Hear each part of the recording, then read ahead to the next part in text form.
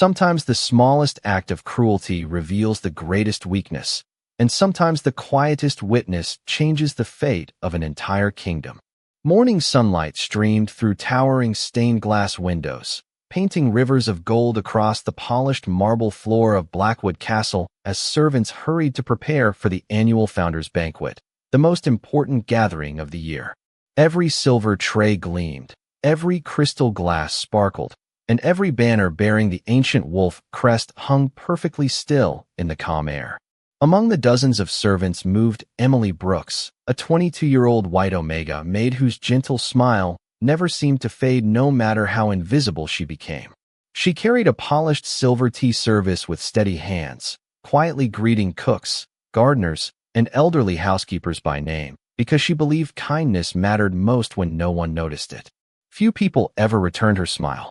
Most nobles looked through her, as if she were part of the furniture, while younger servants had learned that speaking too warmly to an Omega could invite unwanted attention. Emily never complained. She simply continued her work, believing every person deserved respect whether anyone offered it in return. At the far end of the grand hallway, laughter echoed beneath vaulted ceilings as Prince Ethan Blackwood, the 24-year-old heir to the kingdom, strolled beside several young nobles dressed in expensive ceremonial coats. Raised with privilege and endless praise, Ethan had rarely been told no, and the confidence that once made him charming had slowly hardened into arrogance. His companions watched him with eager smiles, always ready to encourage another display of superiority. As Emily carefully stepped aside to let them pass, one of the younger nobles carelessly brushed against her shoulder. The silver tray tilted just enough for a porcelain teacup to slide onto the marble floor, where it broke into several harmless pieces with a sharp but lonely sound that echoed through the corridor. Conversation stopped. Servants froze where they stood. Emily immediately lowered herself, apologizing softly as she reached for the scattered pieces before. Anyone could accidentally step on them. Instead of accepting the accident for what it was, Ethan looked down with visible annoyance, his expression filled with impatience rather than understanding. He nudged one of the broken pieces away with the side of his polished boot and made a dismissive movement that caused Emily to lose her balance and sit back against the smooth marble floor. The action lasted only a heartbeat, yet the silence that followed seemed endless. No one moved. No one spoke. Several servants lowered their eyes, afraid that even sympathy might cost them their positions inside the castle. Emily quietly gathered herself without anger, brushing a little dust from her simple cream-colored dress before apologizing again for delaying the preparations. She seemed more worried about disappointing the kitchen staff than about her own embarrassment. Just as Ethan prepared to continue walking as though nothing important had happened, another sound filled the corridor. Slow, measured footsteps echoed from the entrance to the great hall. Every noble turned immediately. Every servant straightened instinctively. Alpha King Adrian Blackwood entered beneath the towering stone archway, wearing a black ceremonial coat embroidered with silver thread that caught the morning light like moonlit frost. His calm blue eyes rested first on the broken porcelain, then on Emily kneeling beside the scattered fragments, and finally on his son. He said nothing. He did not raise his voice or show anger. Yet the quiet weight of his presence seemed to drain every whisper from the hallway. Ethan's confident smile faded for the first time that morning as he realized his father had witnessed everything from the very beginning. No order followed the king that morning. Instead, Adrian Blackwood simply looked at every face gathered in the corridor until even the restless heir seemed unwilling to move. His steady gaze lingered on the broken porcelain before settling once more on Emily Brooks, who had already collected every piece she could find. She carefully placed the fragments onto the silver tray, stood with quiet dignity, and lowered her eyes, expecting that the delay she had caused would become the true subject of attention. Instead, Adrian spoke in a calm voice that carried through the marble hall without effort. He asked whether anyone had been hurt. Emily answered first, assuring him that everything was fine and apologizing once again for the accident. Adrian nodded almost imperceptibly, but he did not take another step. Ethan waited confidently, convinced the brief interruption would soon be forgotten, yet his father's silence stretched long enough to make several nobles exchange uncertain glances. Finally, Adrian instructed the royal physician to make certain the young maid had not been injured when she lost her balance. Emily politely insisted that such care was unnecessary, but the king gently replied that every person serving inside Blackwood Castle deserved the same concern. The simple statement settled over the corridor with unexpected weight. None of the servants could remember hearing those words spoken so openly by a ruler. Ethan attempted a light laugh, explaining that it had only been a minor misunderstanding caused by clumsiness during a busy morning. His friends quickly nodded in agreement, eager to protect the future heir from embarrassment. Adrian listened without interrupting, then quietly asked the chamberlain to postpone the banquet preparations for 30 minutes and requested that the royal council assemble in the audience hall before noon. The announcement surprised everyone far more than any display of anger could have. Emily looked genuinely worried that the delay might create extra work for the kitchen staff. She offered to clean the entire hallway herself before returning to her duties, but Adrian thanked her for her dedication and instructed another team of servants to finish the task together. As people slowly dispersed, whispers spread through the castle like wind moving across still water. Some believed the king intended to lecture his son privately. Others suspected the matter would disappear once the banquet began. Emily ignored every rumor. She carried a fresh tea service toward the east wing, greeting elderly servants with the same warm smile she always offered. Along the way, she noticed an aging gardener struggling to lift several heavy baskets filled with early spring flowers. Without hesitation, she set down her own tray, helped him arrange the baskets onto a small cart, and wished him a pleasant morning before continuing on her route. She never realized that someone had quietly observed the exchange from a distant balcony. Adrian had remained behind after dismissing the corridor, watching unnoticed as Emily resumed her work with the same gentle spirit she had shown before the accident. There was no bitterness in her expression, no desire for sympathy, and no complaint spoken to anyone she passed. She simply continued serving others as though kindness required no audience. Standing beside the tall windows overlooking the castle gardens, Adrian found himself asking a question he had never considered before. If one quiet servant could carry herself with such grace after being treated without respect, what had his own household failed to see for all these years? And what lesson had his son never truly been taught? By the time the castle bells announced the approaching noon hour, quiet conversations had replaced cheerful banquet preparations throughout Blackwood Castle.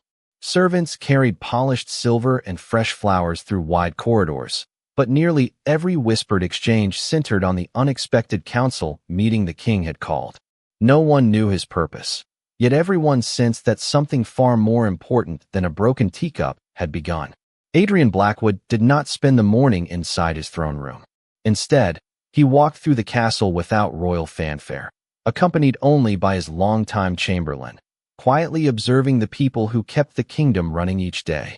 He stopped in the royal kitchens where cooks worked over steaming pots, in the laundry where elderly women folded fresh linens, and in the gardens where groundskeepers carefully trimmed flowering hedges before the evening celebration. At every stop, he asked the same simple question: "Tell me about Emily Brooks." The answer surprised him. The head cook smiled gently and explained that Emily always arrived before sunrise to help prepare breakfast whenever another servant became ill, never asking for recognition. An elderly laundress admitted that Emily secretly repaired worn uniforms during her free time because some younger workers could not afford replacements.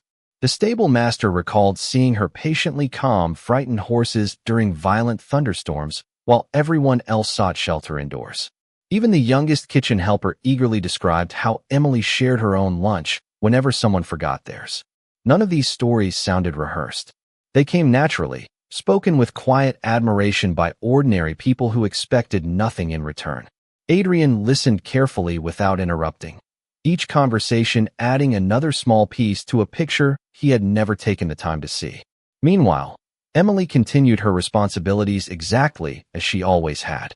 She polished crystal glasses inside the banquet hall, carefully arranged fresh wildflowers along the dining tables, and offered encouraging smiles to anxious young servants worried about making mistakes during the evening festivities. Whenever someone apologized for the uncomfortable incident earlier that morning, she simply thanked them for their kindness and gently changed the subject. She did not seek sympathy, nor did she speak poorly about anyone. Her greatest concern remained making certain the celebration would proceed without difficulty for the guests arriving from across the kingdom. As the afternoon sunlight poured through the tall windows overlooking the eastern courtyard, Adrian paused unnoticed beneath a covered walkway. From there, he watched Emily kneel beside a frightened little girl whose mother worked in the castle bakery. The child had become separated from her family and was struggling to hold back tears. Emily smiled warmly, brushed a strand of hair away from the girl's face, and patiently stayed with her until the worried mother hurried across the courtyard to embrace her daughter. The grateful woman thanked Emily repeatedly, but Emily only laughed softly and insisted anyone would have done the same. Adrian knew that was not true. Many people would have walked past, too busy with royal preparations to notice a frightened child. As he turned away from the courtyard, the chamberlain quietly remarked that Emily had always been that way, although few nobles had ever bothered to learn her name. Adrian remained silent for several thoughtful moments before asking another unexpected question. He wanted to know everything recorded about Emily's family, where they had lived, who had employed them, and whether any forgotten documents remained in the royal archives. The chamberlain looked surprised by the request, but promised to begin searching immediately. Watching sunlight fade across the ancient stone walls, Adrian realized that before judging the future of his kingdom, he first needed to understand the quiet woman whose character had already begun exposing truths hidden inside his own household. The royal audience hall had never felt so divided. Beneath towering stone columns draped with silver wolf banners, members of the royal council gathered in solemn silence while sunlight poured through stained glass, scattering brilliant colors across the polished marble floor. Noble families filled the front rows dressed in elegant ceremonial clothing, while senior servants remained respectfully near the walls, careful not to draw attention to themselves. At the center of the hall stood the ancient throne of Blackwood Castle, where Adrian Blackwood sat with the calm composure that had earned him the loyalty of an entire kingdom. His expression revealed nothing, yet every person present understood that this meeting carried unusual importance. Prince Ethan Blackwood entered confidently beside several influential young nobles, offering polite greetings as though the morning had unfolded exactly as expected. He noticed curious glances from every direction but dismissed them with quiet confidence, believing his father simply intended to remind everyone about discipline before the evening banquet.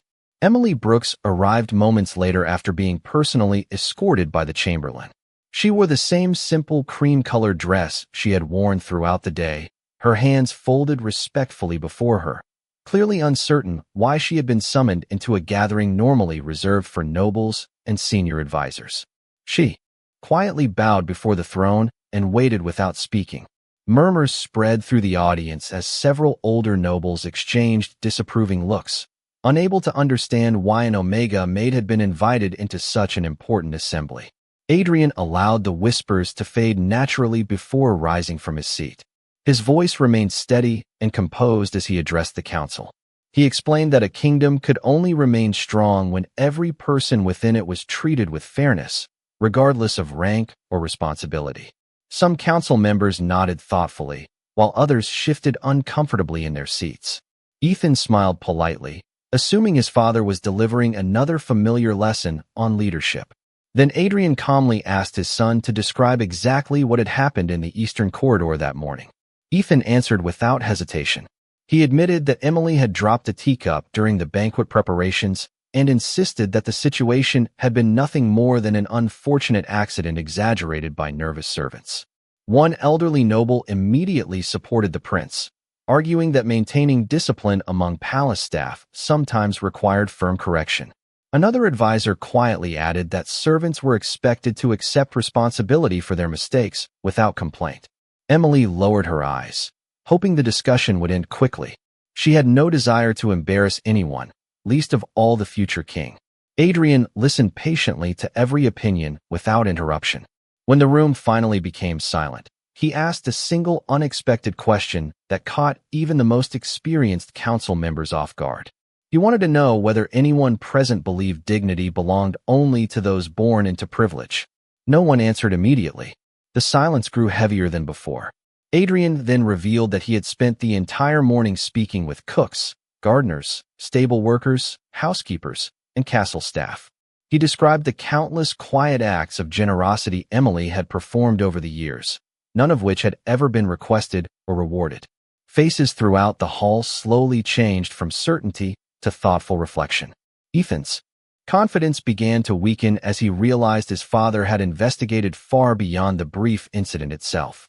Just then the great wooden doors opened once more, and the Chamberlain entered carrying an aged leather-bound archive wrapped carefully in faded blue cloth. He approached the throne, bowed deeply, and announced that the first records concerning Emily Brooks and her family had finally been recovered from the forgotten royal archives. The Chamberlain carefully unfolded the faded blue cloth and placed the weathered leather archive upon a carved oak table before the throne. Dust shimmered briefly in the afternoon sunlight as though the forgotten pages had been waiting years to breathe again. Every eye inside the audience hall followed the king's steady hands as Adrian Blackwood slowly opened the worn cover, revealing elegant handwriting recorded decades earlier by royal historians whose names had long since faded from memory. The first pages listed ordinary records of palace employees, but deeper within the archive appeared a sealed report marked with the royal crest reserved only for matters concerning the safety of the crown. Adrian read the opening lines silently before looking toward the council with thoughtful eyes. He explained that many years before Emily Brooks had ever entered Blackwood Castle, her parents, Daniel and Margaret Brooks, had served the royal household with remarkable loyalty. During a fierce winter blizzard that stranded the late king and queen far from the capital, a bridge crossing an icy river had become too dangerous for the royal carriage to cross. According to the official report, Daniel and Margaret organized nearby villagers, found another route through the mountains, and safely guided the royal family back to the castle despite terrible weather and impossible conditions. They accepted no reward beyond returning quietly to their ordinary lives. As the Chamberlain continued reading, another forgotten document revealed that Daniel later lost his life while helping rescue travelers trapped during another harsh winter storm, while Margaret continued serving local families until illness claimed her only a few years later. Their young daughter, Emily, had been placed under the care of distant relatives before eventually finding work inside Blackwood Castle. Somewhere along the passing years, gratitude had vanished while only her humble position remained. A heavy silence settled across the audience hall. Several elderly advisors lowered their heads, recognizing signatures from officials they had once known. Ethan stared at the faded pages with growing disbelief. He had spent his entire life believing that servants simply appeared to perform their duties, never considering the stories they carried before entering the palace gates. Emily herself looked completely stunned. Tears quietly filled her warm hazel eyes, not because of the praise now echoing through the chamber, but because she had been too young to remember many details about her parents. She had only known them through a few treasured memories and an old wooden necklace her mother had left behind. Adrian gently closed the archive before speaking once more. He reminded everyone that true honor could not be inherited through titles alone. It was earned by choices repeated every ordinary day, often without witnesses or applause. He explained that the kindness Emily had shown throughout the castle reflected the same quiet character her parents had demonstrated years earlier. No ancient record had made her compassionate. No reward had encouraged her generosity. She had simply chosen goodness again and again when no one expected it. Around the hall, expressions softened as whispered assumptions gave way to thoughtful reflection. Even those who had doubted the importance of a simple maid could no longer dismiss the life standing before them. Ethan slowly lowered his eyes, the confidence he had carried into the chamber replaced by an unfamiliar feeling he could not ignore.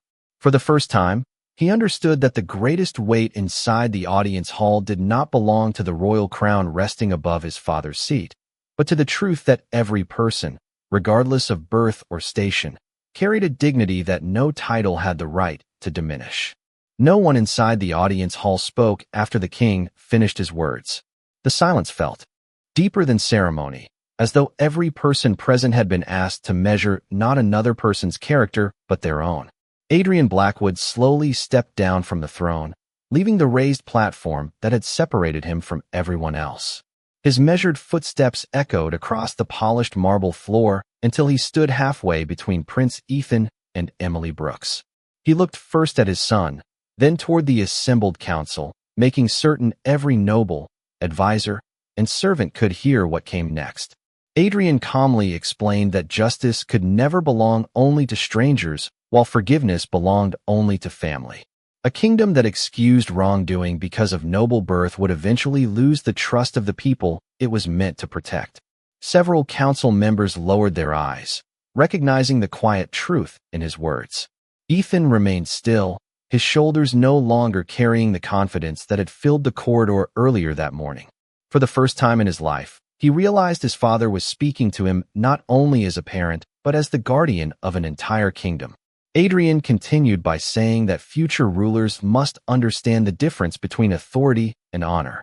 Authority could be inherited through blood, but honor had to be earned every single day through humility, fairness, and respect for every person regardless of position. He then turned toward the chamberlain and announced that beginning immediately, every member of the royal household, including the royal family, would participate in a new tradition each season by serving alongside castle staff for one full day. They would prepare meals, clean halls, tend gardens, and assist workers throughout the castle so that no future leader would ever forget the value of honest labor. Surprise spread across the audience, followed by thoughtful nods from many of the older advisors. The decision carried no humiliation, only responsibility. Adrian finally faced Ethan once more. His voice remained calm, yet every word carried unmistakable weight. He asked his son whether he now understood why the events of the morning had mattered far beyond a broken teacup. Ethan remained silent for several moments before taking a slow breath. He admitted that he had believed respect naturally belonged to those born into powerful families.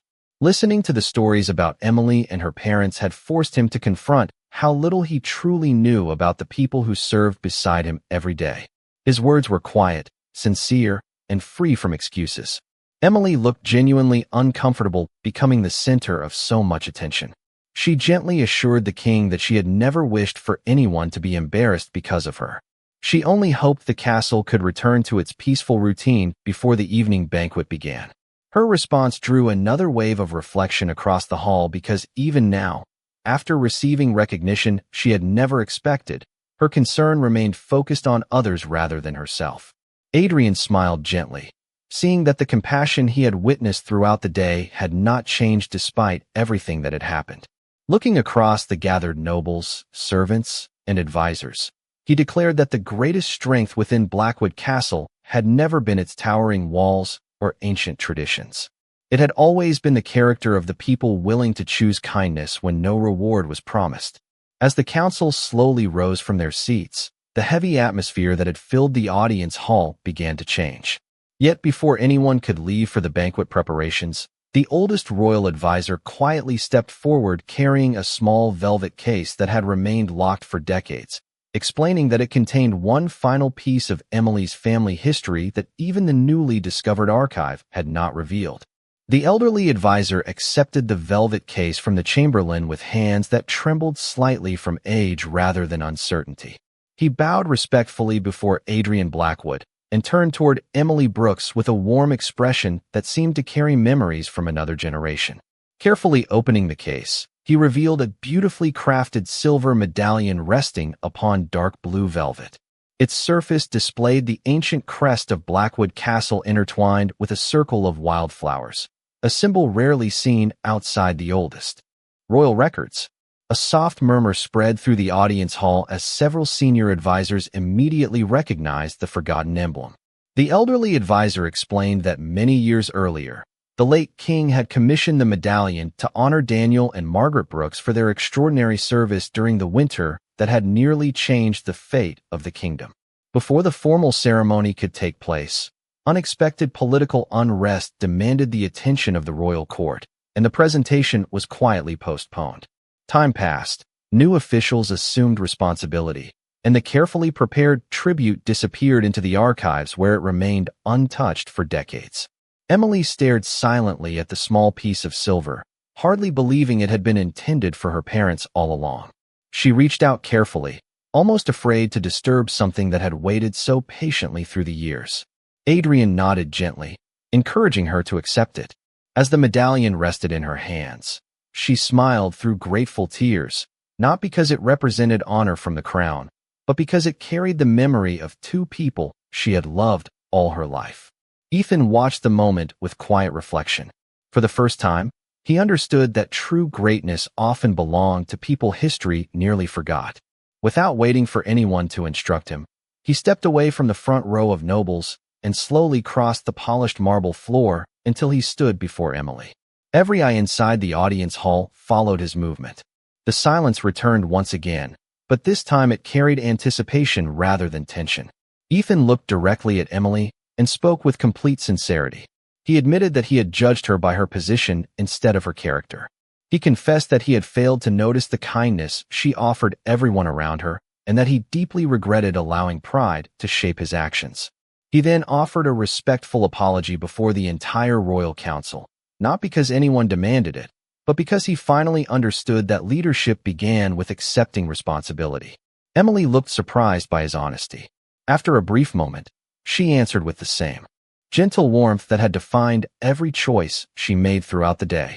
She told Ethan that people became stronger when they were willing to learn from their mistakes, and that she hoped the future of the kingdom would be filled with more understanding than judgment. Her quiet response carried no bitterness, only compassion. Adrian observed the exchange without speaking, recognizing that the lesson he had hoped his son would discover could never have been forced through punishment alone. Around the hall, nobles who had once questioned the presence of an Omega Maid now watched her with genuine respect. Servants standing along the walls exchanged hopeful smiles, realizing that something far greater than a single apology had taken place inside the ancient castle. As the evening sun cast warm amber light across the stained glass, the atmosphere inside the audience hall no longer felt divided by rank or title. Instead, it reflected the beginning of a different future, one where humility had quietly accomplished what authority alone never could. The great bronze bells of Blackwood Castle rang just as the doors of the audience hall opened, signaling that the annual Founders' Banquet would begin within the hour. Yet something inside the castle had already changed long before the first guest entered. Word of the extraordinary council meeting spread quietly from servant to servant, from guard to gardener, and from kitchen to courtyard. No one exaggerated the story. They simply repeated what they had witnessed with growing admiration. An alpha king had chosen fairness over convenience. A prince had accepted responsibility instead of hiding behind privilege, and an Omega Maid had answered respect with grace rather than resentment. Emily Brooks left the audience hall carrying the silver medallion carefully against her heart, but before she could return to her duties, several servants approached her with gentle smiles. The elderly housekeeper who had worked in the castle for nearly 40 years embraced her warmly and whispered that Emily's parents would have been proud. The young kitchen helpers who had once admired her quiet kindness now looked at her with open gratitude. Even members of the royal guard greeted her respectfully as she walked through the corridor. Emily smiled shyly, thanking each person, but she insisted that everyone should hurry because hundreds of guests would soon arrive for the evening celebration. To her, the banquet still mattered more than the attention surrounding her. In another wing of the castle, Ethan Blackwood quietly removed his ceremonial jacket and entered the royal kitchens without announcing himself. The cooks looked up in surprise as the prince asked where he could be useful. Remembering his father's new decree, he spent the next hour carrying baskets of fresh bread, arranging serving trays, polishing silver pitchers, and listening as experienced kitchen staff patiently explained the rhythm required to prepare a feast for an entire kingdom. For the first time, Ethan noticed the countless unseen details that allowed the castle to function every day. He realized that every polished plate, every carefully folded linen, and every warm meal represented hours of dedication from people whose names many nobles had never bothered to learn. The work left him tired, but it also filled him with a quiet respect he had never experienced before. Adrian observed these small moments from a distance without interfering. He knew that lasting change could not be created through speeches alone. It grew through repeated choices made when no applause was expected. As evening settled over the kingdom, hundreds of lanterns illuminated the castle gardens, while musicians welcomed visiting families from across the region. During the opening ceremony, Adrian stood before the assembled guests and spoke briefly about the strength of a kingdom. Many expected him to praise military victories or prosperous harvests. Instead, he declared that the true foundation of Blackwood Castle rested upon ordinary people whose honesty, compassion, and daily service protected the kingdom just as faithfully as any royal crown. He invited every servant present to stand alongside the nobles for a moment of public appreciation, and the entire garden responded with heartfelt applause that echoed beneath the evening sky. Emily remained overwhelmed by the unexpected recognition, but what touched her most was not the applause itself. It was seeing cooks, gardeners, stable workers, cleaners, and housekeepers smiling with quiet pride, as though they finally understood that their work truly mattered. Standing nearby, Ethan caught Emily's eye and offered a grateful nod.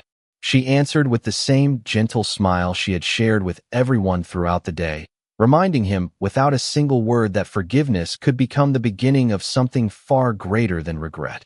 Seasons passed, but the story that began with a single quiet moment inside a castle corridor became one that families across the kingdom told for years to come. Spring gave way to summer.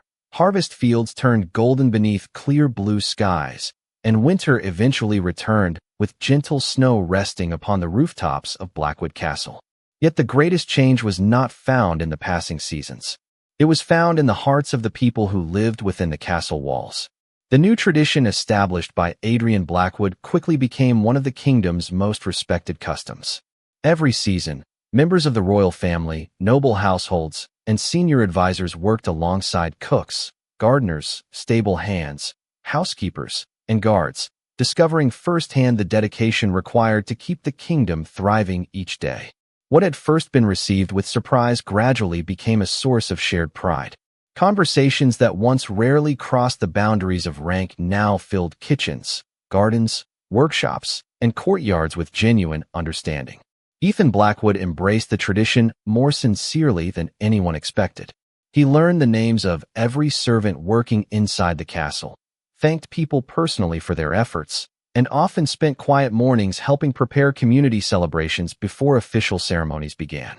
Visitors from neighboring kingdoms noticed the unusual atmosphere inside Blackwood Castle, where respect flowed naturally between nobles and servants alike. Many wondered how such a remarkable change had begun, never imagining it had started with a simple act of kindness from someone most people had overlooked. Emily Brooks continued living exactly as she always had. Although Adrian offered her a position supervising the royal household, she humbly accepted only the responsibility of mentoring young servants entering castle life for the first time. She believed every newcomer deserved encouragement rather than fear. Her office remained modest, her smile remained warm, and the silver medallion honoring her parents rested quietly inside a small wooden box beside the necklace her mother had left her years before. She rarely spoke about the recognition she had received, preferring instead to remind others that every person possessed the ability to make someone's day brighter through patience and compassion. Adrian often watched these small moments from a distance with quiet satisfaction. He understood that laws could shape behavior, but only character could transform a kingdom. Looking across the castle gardens one peaceful afternoon, he saw young nobles laughing beside apprentice gardeners, experienced guards teaching village children, and Ethan listening attentively as elderly kitchen workers shared recipes passed down through generations. None of those scenes could have been imagined before that unforgettable day. As the annual Founders' Banquet returned 1 year later, Adrian addressed the gathered kingdom with only a few simple words. He reminded everyone that the strength of Blackwood Castle had never depended upon stone walls, royal banners, or ancient titles. It depended upon people choosing dignity over pride, compassion over indifference, and fairness over convenience every single day. Standing among the assembled guests, Emily quietly smiled as sunlight reflected from the silver medallion hidden beneath her shawl, not because she had become someone important, but because she had never allowed the world to change the kindness within her heart.